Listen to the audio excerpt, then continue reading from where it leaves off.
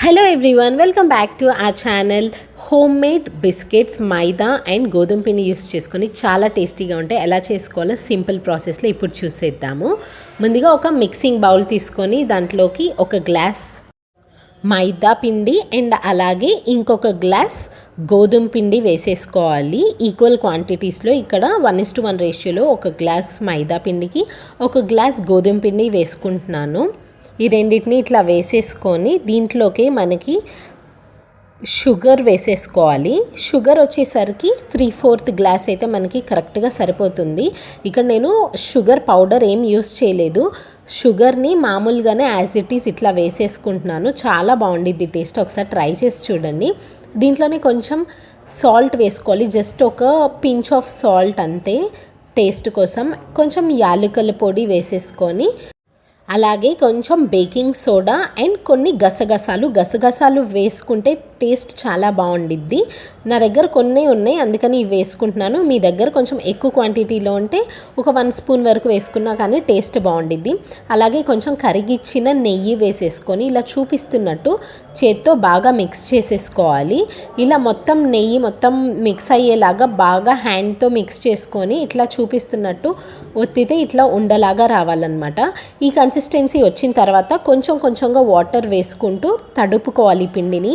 మరీ ఎక్కువ వాటర్ వేసుకోకండి. ఇట్లా వేసుకుంటే మనకి బిస్కెట్స్ అనేవి ప్రాపర్గా రావు.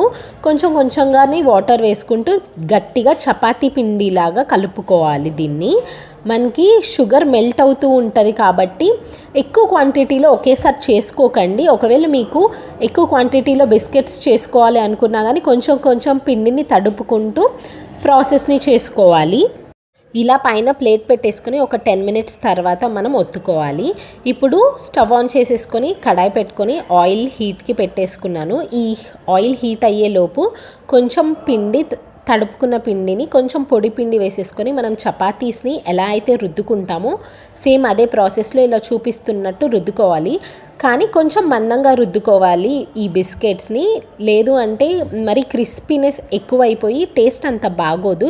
ఇలా చూపిస్తున్నట్టు ఇలా ఒత్తుకొని సైడ్స్ని ఇట్లా నేను కట్ చేసుకున్నాను. లేదు అంటే ఇట్లా సైడ్స్ కట్ చేసుకోకపోయినా పర్వాలేదు. నార్మల్గా మనకి నచ్చిన షేప్లో కట్ చేసేసుకొని ఫ్రై చేసేసుకోవచ్చు. ఇక్కడ నేనేమో సైడ్స్ని కట్ చేసేసుకొని ఇలా చూపిస్తున్నట్టు పిజ్జా కట్టర్ యూస్ చేసి కట్ చేసుకుంటున్నాను. ఒకవేళ మీ దగ్గర ఈ కట్టర్ లేదు అనుకుంటే నార్మల్ నైఫ్తో అయినా కట్ చేసేసుకోవచ్చు.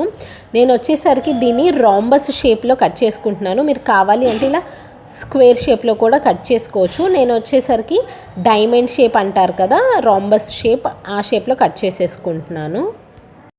ఈ పిండిని తడుపుకునేటప్పుడు ముందుగా చెప్పినట్టు ఎక్కువ పిండిని ఒకేసారి తడుపుకోకండి.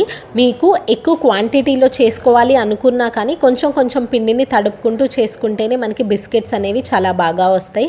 లేదు అంటే నీరు వచ్చేసేసి పిండిలో మనకి ఇలా చపాతీస్ లాగా రుద్దుకున్నప్పుడు కూడా అంత మంచిగా రావు. ఇలా చూపిస్తున్నట్టు అన్ని రోంబస్ షేప్లో కట్ చేసేసుకొని వేడిగా ఉన్న నూనెలో వేసేసుకొని ఫ్రై చేసేసుకోవడమే. ఈ బిస్కెట్స్ని ఫ్రై చేసుకున్నప్పుడు మీడియం ఫ్లేమ్లో ఫ్రై చేసేసుకోండి. లోపల కూడా మంచిగా కుక్ అయ్యి టేస్ట్ చాలా బాగుంటాయి. మనకి ఈ బిస్కెట్స్ వచ్చేసరికి గోల్డెన్ బ్రౌన్ కలర్ వచ్చే వరకు ఫ్రై చేసుకుంటే మనకి బిస్కెట్స్ రెడీ అయిపోతుంది అని మనకి అర్థమైపోతుంది. ఇలా ఒకసారి ట్రై చేసి చూడండి. ఈ పండగకి చాలా బాగా నచ్చుతుంది పిల్లలందరికీ కూడా. టేస్ట్ కూడా చాలా బాగుంటాయి. ఒకసారి ట్రై చేసి చూడండి అండ్ ఎలా అనిపించింది అనేది కమెంట్ సెక్షన్లో చెప్పండి. Thank you so much guys for watching this video. Please like, share, comment and subscribe to our channel. Bye.